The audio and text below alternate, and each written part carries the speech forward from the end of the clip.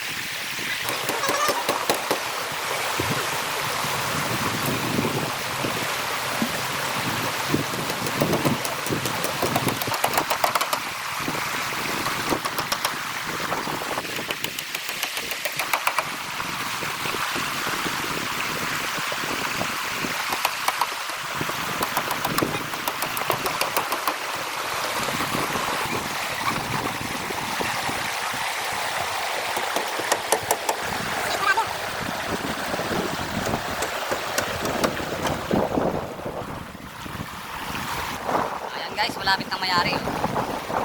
Ang aming pang i-strap. Ayan, pag bumaba yung isda, yan. Ang tawag din dito sa amin. Kanina lang namin yung design. Tapos meron siyang pato sa ilalim. Para medyo matibay. Yan. Guys, pakita ko sa inyo pagka nakahuli. Yan ay ano yan, pantag-araw. Pag tag-ulan, lampos yan, layan, kagat. Saglit na oras lang, lubog na yan. Ayan. Masipag ka lang dito sa ano, talagang taga ka lang gumawa niya. Araw-araw yan guys, mayroong sumasalang yan. Pagkagabi kasi ang isa gumagala. Ayan. Alright.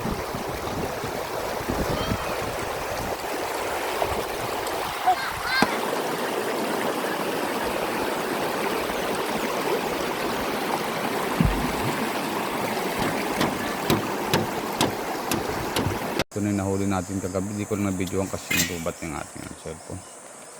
Ayan o. Dalawang tilapyang mag-asawa at saka isang hipon, isang karpa. Ayan yung ating ginawang ansag kahapon. Ayan ang pangulam na yun. Ayan guys o. Kita. Ayan. Mukha baka mamaya may kumaan pa. May sumalang pa kasi dyan sila nangangain sa baba na yan. Dyan sa medyo mababaw. Ayan. Bibidyohan ko na pag kami sumalang si araw na. Sumasalang yung pag ganitong umaga. Ang ating DIY na bangka. Ayan, dalawa na yan. Puro drum. Hindi na natin kailangan mamutol ng puno para gumawa ng bangka. Ayan, balsang kawayan, DIY. Ito ang buhay sa probinsya, mga idol, masipag ka lang. Eh, ito naman, gumawa tayo ng fish trap. Meron naman tayong lambat. Eh, ulam ka na. Ayan. Ayan, fix ko lang. Tapos hita yung pag. Ayan. Okay guys. Sunod na lang ulit na pagka yung actual na ano, may ulit dun sa isang. Hindi ko na napakita kasi lubat yung cellphone natin. A few moments later, a few inches later, 2 hours later, 1 eternity later. Ayan na guys, oh. Yung aming ginawang ansag, ito na yung huli na. Ba, anong oras mo lang ito? Mga ano siguro, basta paglusong ko. Palusong mo. Siguro baka... Aba. Guys, oh, yung aming ansag. Wala yung Aba! ay, kuputid na yung kayo. Ay, kung mga 5 kilo. Ayan guys. Nakahuli yung aming ansag. Ayan. Oo, kasi umuran dito. Wala kayo ay. Sumalim ng Tapos konti. yung ko na yun, Aba. nahati ko na. Ito na guys. Ayan o. Ayan yung huli din namin na videohan kasi ito lang yung umahon. Ayan o. Puro taga siya. Ay, talaga naman pag nakita mo yung ganyang kalaki sa ganung kaliit na ansag. Tataranta ka talaga. Tatagain mo talaga yan. Wow. Sarap. May nagsusog yun sa mga Oh. ay, kutulit na kabunto. 5 kilos. Laki po yun. Laki o. Ayan guys. Sabi nga laro-laro lang namin na pag-aansag. Ayan nakahuli na. Guys, thank you for watching.